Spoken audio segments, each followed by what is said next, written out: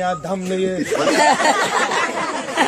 هغه بني آدم دي وځکه بني آدم نه یم خو ته ماته کنجوس ښکارې ما ته ډېر دوس ښکارې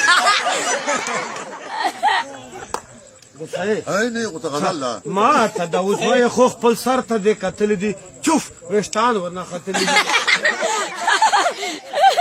سر مې کا گنجای د خو پښتو لرم غیرت لرم هر کار کې شهرت لرم دا سره غیرت ته لوفرانو سره ګرځې ته هر میدان کې غورځې ته هر ځای ته وچپ شنه اور بس که ګنې خوله به دې در ماته کړم دا وزیر به درنه پاته کړم ما خوله خو به ماته کې خو تا به لکه خر وایې وچ په دې زمبار وایې دا اوسه چې درته ګورم دا غله غوندې دی رنګه ده ښځه درنه تانګه نه غزل ده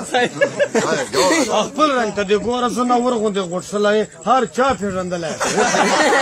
غوټ یم بېشکه خو سره کړې کبابونه خورم چرګې پلاونه خورم چرګې پلاونه ما ته پته ده چې تل خورې ته اوس لګیا یې غول خورې ته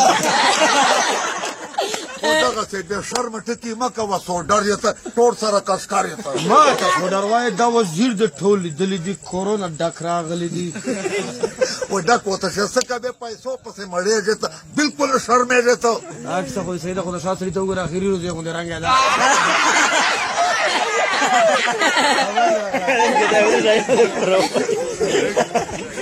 شرم تا کې ډېر ده دلته کوم سړي بللی چا سره راغلی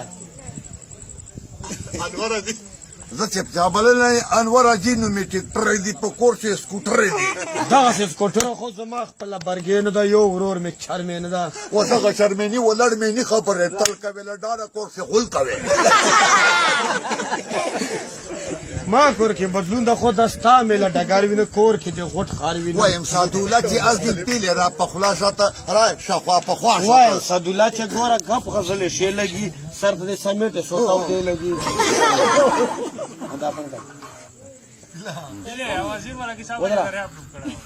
ګیدړ دې وایي تروړی دې وه چې سپیو پارولی خو چې ته وایې را سره